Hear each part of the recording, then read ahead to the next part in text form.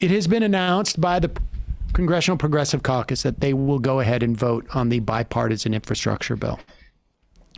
It came in the wake of Joe Manchin making this announcement yesterday. And I don't know what the sequencing was. They were certainly, the progressives were certainly saying we're ready to do this. And it's we're ready to do this.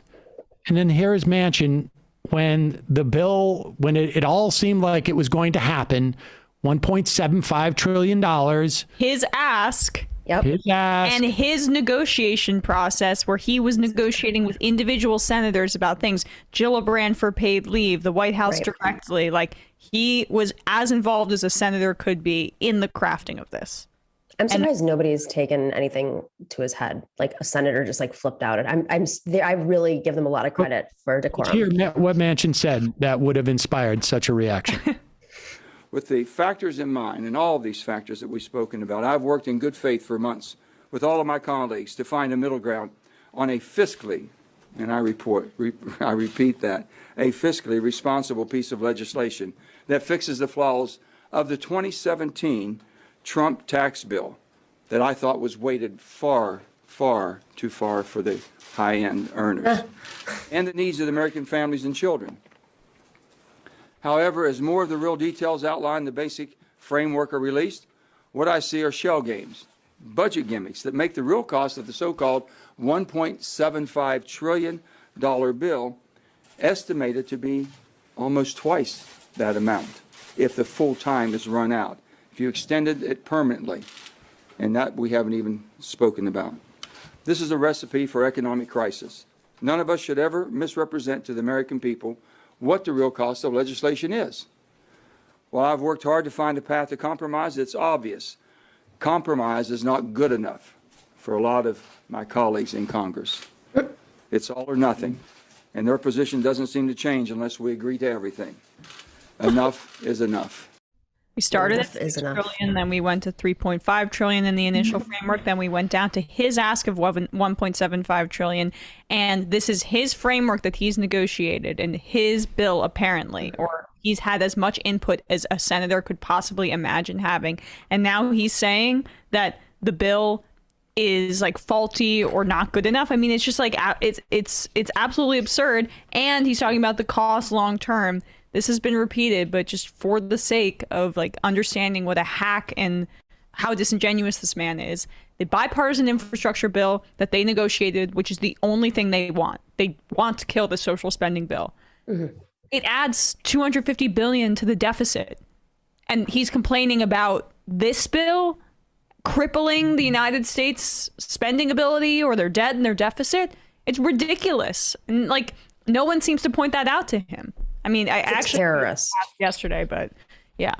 No, I mean, that's how we have to. He's saying I negotiated. He's very intentional with his words and his language. If you noticed, I came here and I was part of the negotiation process and this was compromise. No, you are a terrorist. You are a terrorist, and the entire country, the entire Democratic Party has been beholden to your demands because you are a terrorist and you act on behalf of the 0 billionaires in your state. Maybe you're on the track to be a billionaire because of your insider shit. This is, I'm not kidding. Like, I am surprised that Kirsten Gillibrand has not taken a jackhammer to his head at this point. I'm serious. She was trying to physically stop him the other day on the Senate floor because they were negotiating paid leave, and he was trying to go talk to a Republican senator, I forget who, and they were in the middle of things, and it's just like he doesn't want to engage on any of it. Nope. I keep coming back to this, but the ultimate failure was the Biden administration and arguably Schumer and Pelosi. But the Biden administration could have forced them into this situation to not have done this within weeks after the COVID relief bill. Inviting the Republicans into the White House to negotiate was the beginning of the end. Even though they were claiming at the time we learned the lesson from the Obama administration, they really didn't. It really didn't. And it wasn't just a function of the Republicans you don't let in. You do not give opponents time to marshal their forces. That's right. Whether it is, Joe Manchin getting on a Zoom call with members of No Labels to say, like, sweeten the pot for whomever is going to run out, whether it's time for McConnell to talk to Joe Manchin and say, like, if you ever decide to come over here, this is what's going to be awaiting for you, so that Joe Manchin has like some type of, can put that test balloon up of like, I may go into the Republican Party. I mean, on and on and on and on. And they blew it. They blew it. They extended the first 100 days. And on some level, like, my experience with all of this is just sort of like, you go with the first instinct you had before you start getting caught up in stuff. And that was like, he's got a second 100 days. And if it's not done within the first 200 days, it's not going to happen. And that's basically where we're at. That's the first failure. And the second failure is that they were committed to the process playing out without really any much White House interference. Hey, right. You guys go figure this out, right? And we're gonna contract this out to Bernie, and he will be the budget chair, and then maybe we'll find some way in the middle. And they underestimated, and maybe were not active enough in getting out ahead of this and publicly pressuring Manchin and Sinema from the outset and setting the conversation and selling the bill to the American public in an effective way, where it wasn't like, hey, Bernie, do the dirty work as the Senate budget chair and just like hope that we can meet somewhere in the middle, because the Senate, that's what they do. They compromise, right? No, like the Biden administration chose to underestimate or like not really care. I mean, I'm being generous there, that the forces and the power and the shamelessness of the conservative wing of the party. And frankly, that's because Biden's a lot closer to that wing than he is to the Bernie wing. I think, that's interesting you mentioned Bernie, because, I think all of us and maybe the majority of Americans right now see Manchin and Sinema as the obstructionists in this process. But I have no doubt that when the time comes, whether it's behind closed doors, a whisper campaign, or through someone like Joy Reid, they're going to blame this on Bernie. They're going to blame this on Bernie, that it was from the beginning, it was not set out properly, that, he went too hard, that they really leaned in on him to take over the process. But, we have to be prepared to say, no, not this time. This is the Biden failure.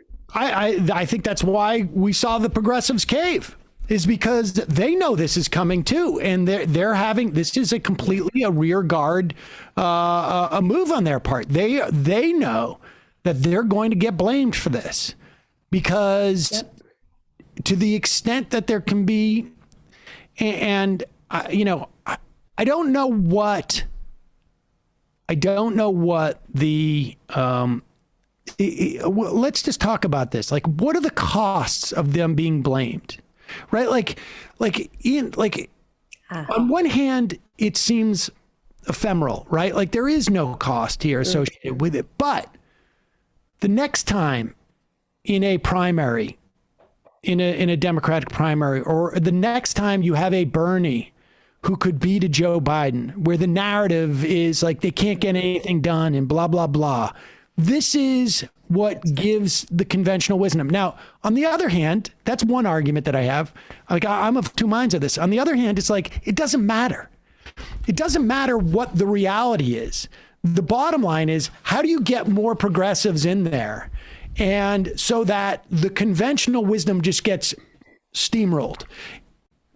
I think we might be at that point, though. I think the public right now, like, they might attempt to do that through a greater narrative, but I don't think it's going to click. They might buy ads. The right wing might, be coming back like they are right. You see it right now with Democrats across the country, coming out and supporting the NYPD. I just don't think, or the police force, I don't think it's going to click. Like, there's always this, like, let's take back the narrative approach from the centrists, but I think the stakes are just too high right now that they might go out there and say, Bernie's big budget, bill, we gave it a chance and it failed. And now you have nothing, because this is what happens when you go too far left and you want it. But I think people see it's Joe Manchin and the hundreds of millions of dollars his family makes.